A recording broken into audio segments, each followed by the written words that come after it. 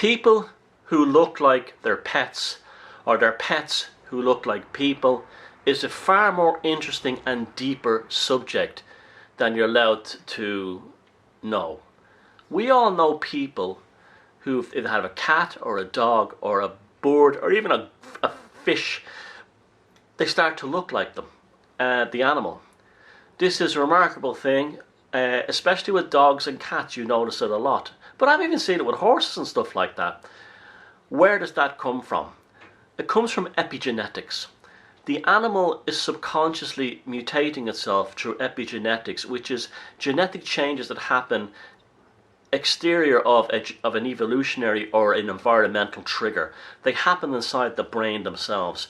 And this is also why couples who've been together for a long time start to look like one another too.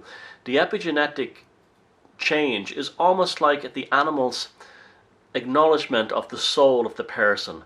If the animal really feels comfortable in living with that person or like them, they start to look like the human owner or the human pet owner. In the case of a cat, the cats own the people. This is a very deep thing. It talks of things like complexities of the human brain, but also other things that are quite deeply spiritual. Now, it also works in both directions. You can tell a person by a pet they might have. And let me give you a very spooky story. In 2012, an individual in England that I was starting to have doubts about, I was starting to believe she was a serial false accuser of innocent men, calling them psychopaths and rapists. And she was, and she turned out to be exactly that. The last time I was in her place, and I was with another woman, who was another piece of shit, and we were talking, and she had a cat. Now, I absolutely adore cats. I love them. I've got like 6 of them. And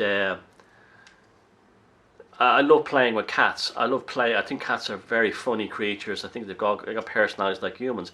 The cat that she had was very sweet. And it was a sweet orangey cat. Like a Ginger Tom type cat. He was very cute.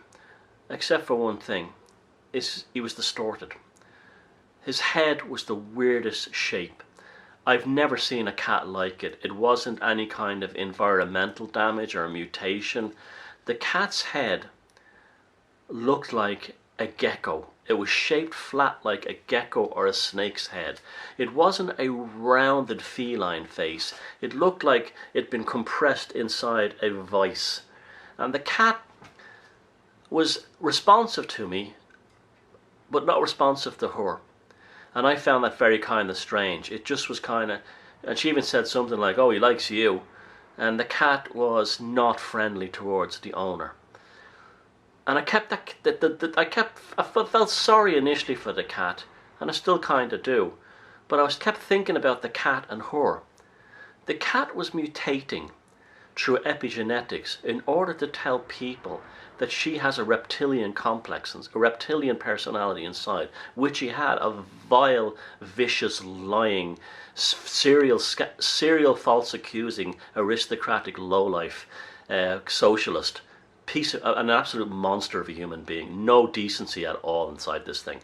And the cat's epigenetic shape was a reflection of what she was inside.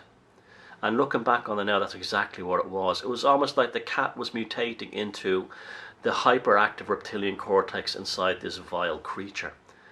And this goes back, this is not a new thing. I didn't make this up. In agrarian societies where you have small farms, and you still have that here in Ireland, you have it in Iberia, you have it in Italy and south of France and the Balkans and Greece and so on. Farming families that are functional and loving, their animals have been shown to be healthier.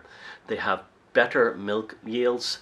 They're less prone to diseases. They're less prone to other issues. The animals on the farm are healthier.